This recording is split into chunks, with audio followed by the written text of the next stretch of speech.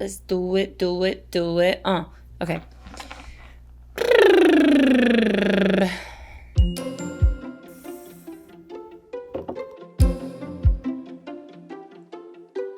You are not in control of what the universe throws your way, but you are in control of your emotional reaction to those obstacles. And your emotional reactions control your perception of reality because your brain likes to seek out patterns. And when you start to habitually see the bad or the good in what's happening to you, you'll notice it everywhere. So what I'm trying to say is, if you choose to see stress and challenges as a game, then life is going to be fun. But if you see them as a burden, life is not going to be so fun. Hello, my dear friends. Welcome back to the Wellness Way podcast. My name is Sarah, if you are new here. And if you are not new here, well, then you clearly have delectable taste. My community has got mad style. What can I say? Grab yourself that grounding beverage. Today, I got the suja. It's the citrus immunity. I just was craving something more refreshing. I had a mushroom mocha this morning and then a chai latte. And then when I went grocery shopping, I decided to get my very first PSL of the season, even though it's like almost 100 degrees outside still. I started recording my fall reset, refresh, get ready for the cozy season vlog today. So it felt right.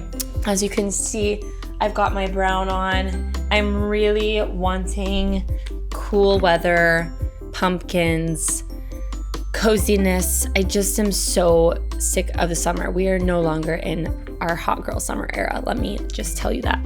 I've also got some water because, to be honest, I have a headache and I don't really feel like recording this episode, but this is the perfect segue into the topic we're discussing today, which is when things don't go as planned, which tends to happen a lot more frequently than most of us would probably like. But we can either see these detours as setbacks, or we can look at them as an adventure to explore uncharted territory, things that we may have not stumbled across, a little side quest, if you will. A few weeks ago, right after I got back from New York, I was really busy planning my birthday party, which was so much fun. If you didn't see my reel, it's right there. Oh, it was so cute. My vision really came to life. But anyways, the week before that, I was definitely feeling a bit stressed because I had never really planned an event quite like this before. It wasn't huge, but it was definitely several leaps up from previous parties that I've planned on my own. I did have help and support, thank goodness. But like I said, I was stressing the week before. I was spending a lot of money. I was trying to coordinate with people who I thought were coming, but then weren't coming, but then were coming again. And in my head, I kept going down that rabbit hole of, oh, like no one actually wants to come to my party. I don't have any real friends. They all secretly hate me.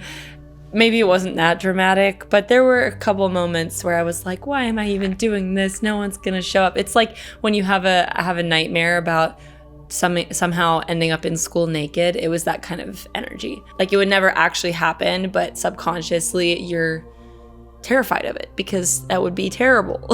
It would be terrible, but also you'd be fine. You'd get over it. You'd learn and grow and evolve from that experience. But for a little bit of context, if you watched my last vlog, you'll know that I did not have AC in my apartment for a good month. We did get a portable unit, but it was a long time that our actual AC system was not working, so our energy bill was through the roof, and parts of the home were still really muggy and uncomfortable. And we've just had a lot of issues getting in touch with the maintenance and staff at our apartment complex. It's a whole thing. We're pretty sure that our complex switched management maybe about a year ago, and ever since then things have just been dwindling and going further and further downhill. But anyways, we finally got the AC fixed. Lo and behold, I come home after grocery shopping. I was having some wrist and hand pain. Patrick was supposed to be home and he wasn't yet. I was just frustrated because I didn't have help bringing the groceries in.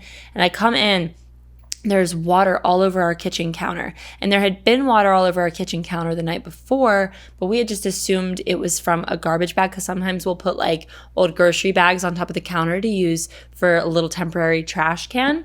So I thought it was that. Turns out there's water coming from an electrical outlet or socket on our wall that is on the other side of our indoor air conditioning units. Obviously, that was a really unexpected turn of events. Was not prepared for it. Like I said, I was already in a somewhat emotionally vulnerable state. I'm also pretty sure I was already getting sick at this point. I ended up having a little bug earlier this week. I'm better now, but it's definitely still getting back into the groove of things, and still have like a little bit of that nasally, chesty congestion. But yeah, so I was already feeling myself getting sick and under the weather, but I was like, I just gotta push through because I have this party and I've been planning it. And yeah, I come in, there's water coming from my outlets. Fortunately, I have done marketing for an HVAC company, an electrician, and a plumber. So I have a little bit of knowledge about the workings of the home. Our maintenance guys came, and I just knew they did not know what they were doing, what they were talking about. They poured Drano down the drain pan, and our apartment reeked of Drano for hours, which is like literally poison. You should not be breathing that in for hours. Honestly, I'm sure that's part of why I got sick. So maybe I wasn't feeling sick. Actually, I think I wasn't feeling sick until right after this. So I bet that contributed. Oh yeah, when this happened, we couldn't reach the emergency line. It was just everything compiling at once. And I got so overwhelmed. I kind of raged a little bit. I had like a freaking tantrum.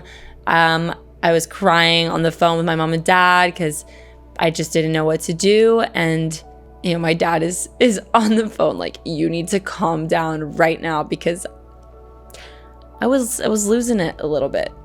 I'm not gonna lie. Patrick had to be like, girl, you need to chill, shh. But things worked out. I actually had a great opportunity to reach out to the front office. Now, I'm not gonna say I was rude, because I definitely was not rude, but I was clearly upset, and understandably upset, and was giving, you're not gonna walk all over me anymore. We need to figure out some kind of compensation because of all that we've been going through the past couple of months. And while that's still kind of in the works, at the very least, it was good practice for me to stand up for myself and to not be afraid of, if I go off on them a little bit, then they're not going to want to help me and my life's going to be even harder, blah, blah, blah, blah, blah. No, stop that. If you have not already watched or heard my last podcast episode on breaking that habit of chronic apologizing, that's a good one for you to listen to if you find yourself doing this. If you're in a situation where you have to be a little bit demanding, and those situations do come up, the squeaky wheel gets the grease. That is a phrase that kept coming up over and over again last week or whenever I was dealing with all of this. And it's so true. So if you need something, you have to ask for it. You can't just sit back and hope it comes to you. You can't just be passive in your life. This is your life. You must be an active participant. You're the main character, the lead role, baby. The spotlight is on you, at least in your brain it should be. I'm not saying that you should have a big ego and not be humble, but you should love yourself, and that means asking for what you want and demanding it sometimes. Before we get any deeper, I want to do a little bit of a card reading. Just a simple pull. I love this deck so much. She's so beautiful. It's the Herbal Astrology Oracle by Adriana Ayales, who is the founder of Anima Mundi, an herbal apothecary that's based out of Brooklyn. Love, love, love. Not sponsored. It's just genuinely a huge fan. And so we're talking about when things don't go as planned, how to maintain our composure, how to get clarity on what the next steps are, finding opportunities to learn, expand. Ugh, get out of here. This mail is going off today.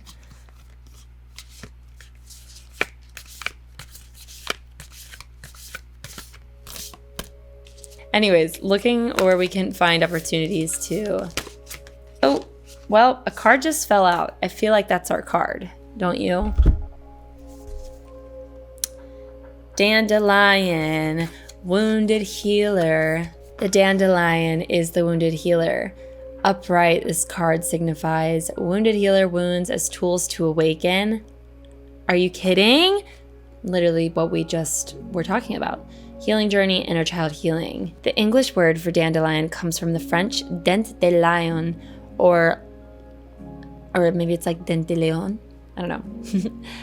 Or a lion's teeth, referring to the spiky pointed shape of the plant. The French also called this plant pissenlit, or pea the bed, due to its diuretic powers. Native Americans used it to treat kidney disease, swelling, skin problems, heartburn, and upset stomach.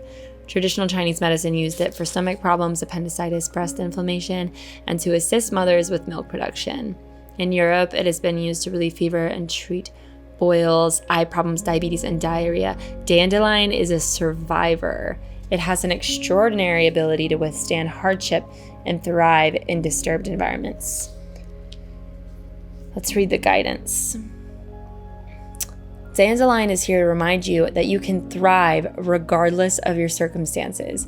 Take ownership over your wounds, find gratitude in the lessons, dive deep into the depths of your origins, and use your wounding to further define the purpose and healing you are here to transmit and share with the world. Don't let your pain define your personality, but draw from it for strength and purpose. Like Chiron, you were born from the seeds of higher order and intelligence. Embrace this great healing power you've been given and go beyond the outlined path. Okay, period. Cosmic energy, show up. Reveal the truth to us. Look at how beautiful this card is. Dandelion is so nutritious, and it's obviously like a weed. It grows everywhere. Love this card. This was really a big meal staple during the Great Depression. Obviously be careful eating dandelions now because they could have all sorts of pesticides and stuff on them. Yikes. Anyways, but wow, what were we literally just talking about? We were talking about how obstacles can serve us and strengthen us. That's literally what the dandelion represents. No matter what wounds, what pains, obstacles, challenges, adversities stand in our way, they have so much to offer us still. We just have to learn how to look at it the right way. And that's by no means invalidating your pain or suffering or saying that it's wrong to feel uncomfortable feelings. And you don't have to find the good in everything. Sometimes things are just bad, but the good in something that's bad is that it's going to teach you resilience. It's going to make you stronger, and it's going to show you that you're so much more capable than you give yourself credit for. So, dandelion.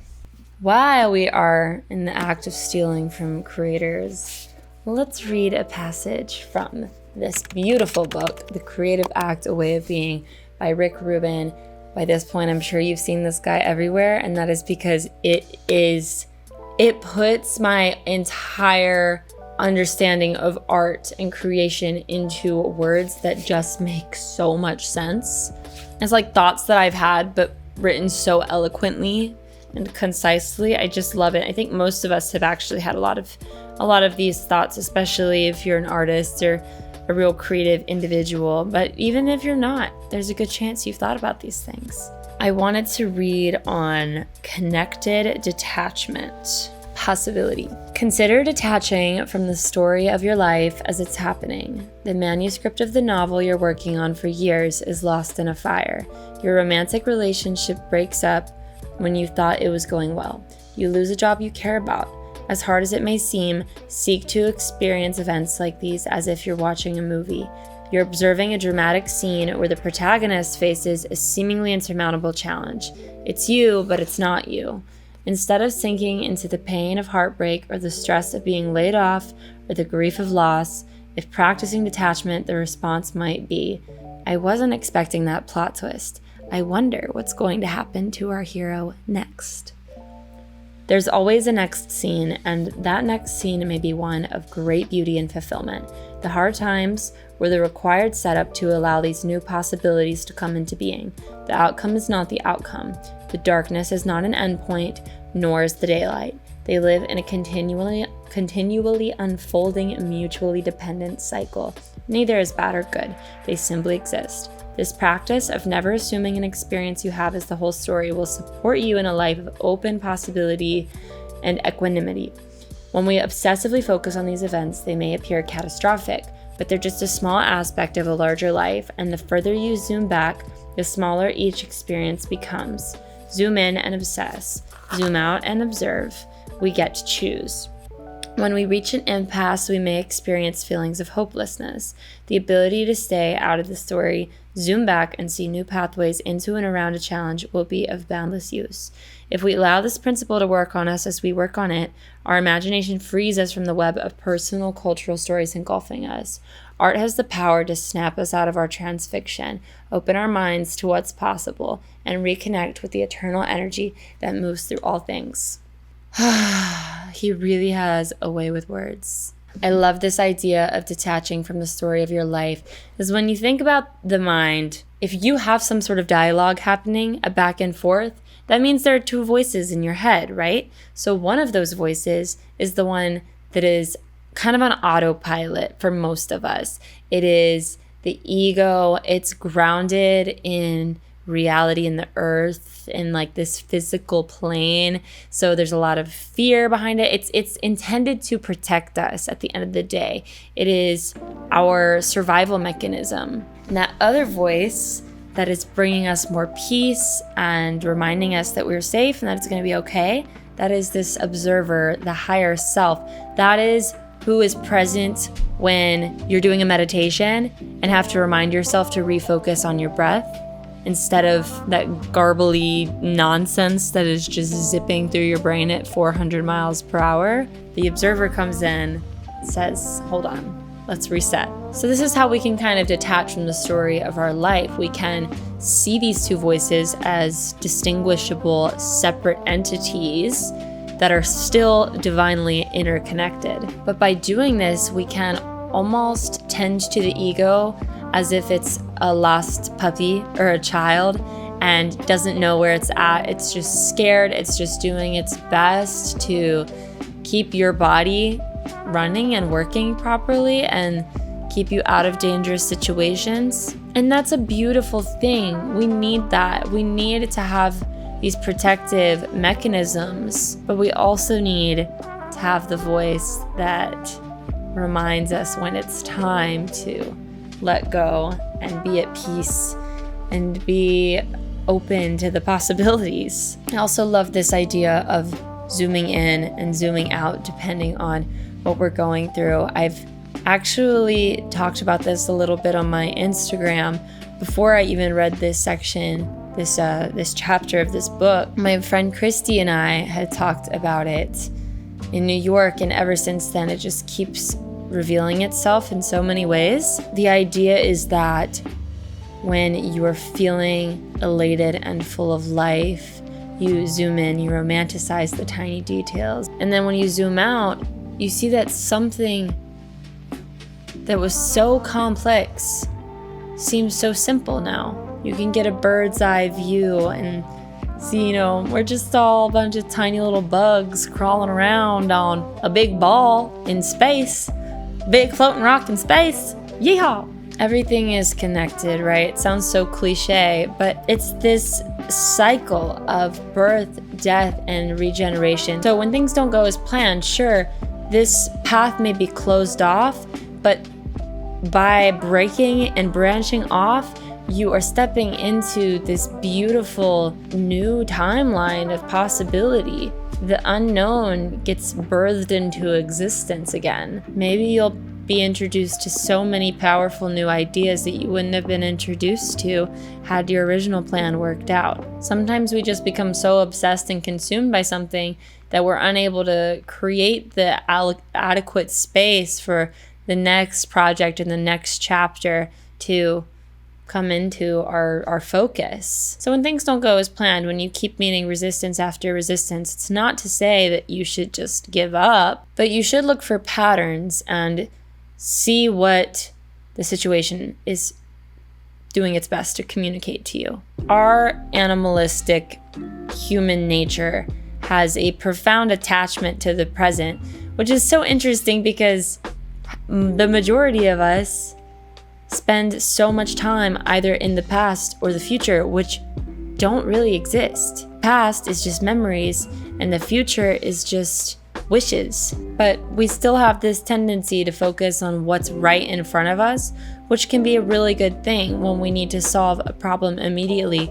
It can be not a good thing though when it comes to issues like the climate crisis or like meeting a deadline that's months away and going to take us months of work, but we don't really think about it that way until we're creeping up towards the deadline if we don't plan ahead properly. So how do we cope when things don't go as planned? Something that I did last week when I was feeling really overwhelmed was that I wrote my present self a letter from my future self. I'm going to read a little bit to you right now because I want to give you guys a little glimpse into my mind.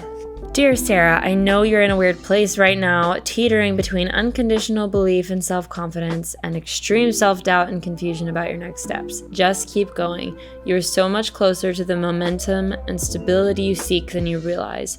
I know you feel overwhelmed by the possibilities right now, and what's incredible is you have so many strengths that you can't even see right now. Don't let uncertainty get in the way of you getting started. I don't want to give you too many details about the direction you're headed because that's a spectacular journey of discovery for you to embark on. We've never been one for spoilers. I'll tell you this, your community is overflowing with abundance.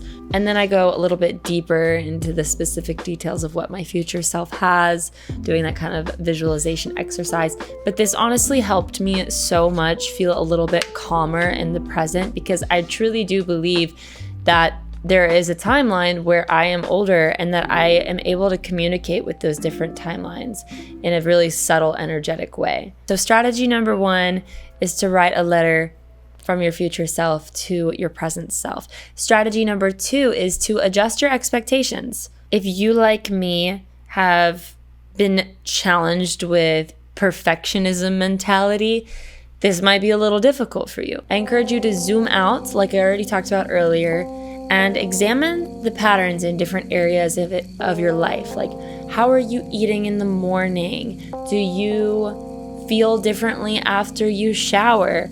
Do you notice yourself feeling tempted to go to a certain website when you're working? When do you tend to spend the most money impulsively? Do certain practices and habits help ease your stress and anxiety? Is there a relationship in your life that is causing you a lot of torment? Even if there's not a specific relationship, all relationships have their challenges, right? So is there a certain dynamic in one of your relationships where you say one thing and they react a certain way and it cascades into chaos? One example I can think of with me and Patrick, I'm the one who makes the bed in the morning because that's a habit that I love doing. I feel really fulfilled by it. It really helps me get started with my day. But what really throws me off is when I come into the room after I've been out of bed for a while because he's still been in bed sleeping and the bed is unmade and a mess.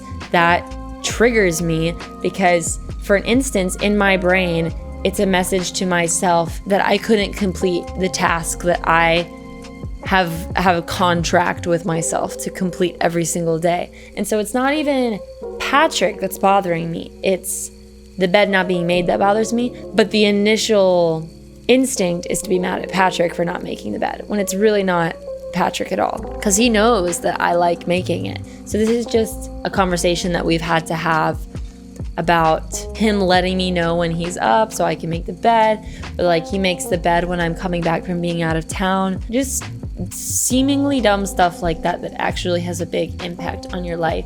Take a look at that and then see where you can make adjustments. And like, look at your expectations. Do you have certain expectations for yourself and your life that are ultimately going to leave you feeling drained especially if you can't live up to them. Maybe your expectations are a little bit unrealistic, because we cannot expect everything to always go perfectly as planned and there never to be any setbacks. That's just not the way the world works. Now, of course, I'm not saying that you shouldn't have expectations. We definitely should have expectations so that we can hold ourselves accountable and have that self-respect, but maybe adjust them just a little bit to be more about self-compassion than self-punishment. Journaling exercises can be really helpful for this.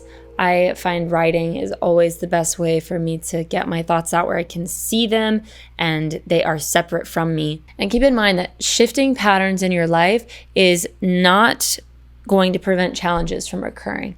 It's simply going to give you a better toolkit to handle those challenges when they do occur. Strategy number 3 is great for short-term relief and long-term relief if you're practicing it regularly, but that is breath work. I love a good box breathing exercise when I need to feel focused and in control, when I start to feel like I'm spiraling out of control and my life is spiraling out of control. So just doing this simple, let's actually do it real quick. So in on 4,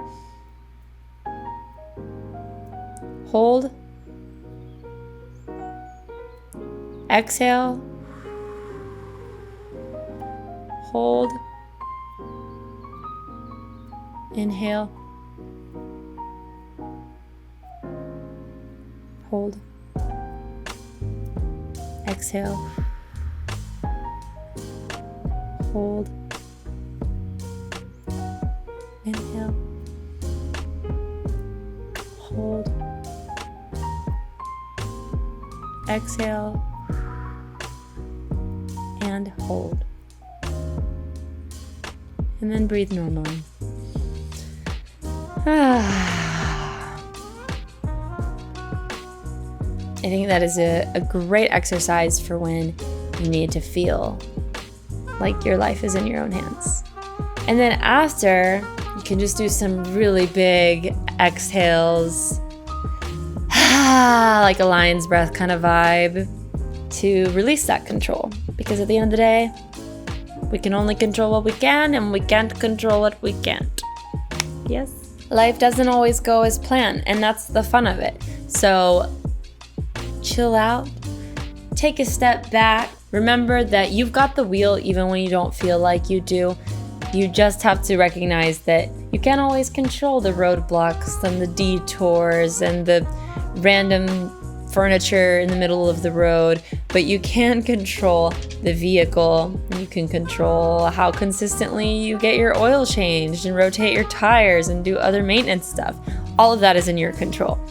So do your maintenance, give yourself grace and compassion, give the journey grace and compassion. Don't see all of these challenges as happening to you and get sucked into this victim mentality of why me, because you're not a victim. You are just another human being who is going through the same tough stuff that every single person to walk the planet goes through. Not to invalidate your pain, your suffering. It's not a comparison game, you know? But we all have our difficulties, and we are all gifted tasks to find solutions for. And that's how we continue to evolve as a species. With that, I am going to let you go. Stay safe out there. If you are living in Florida or South Georgia, I know there's some pretty nasty weather coming our way. So love and blessings. We're all divinely protected. I need to go make myself some food, I think, and honestly take a nap. I'm tired, but peace out. Mwah.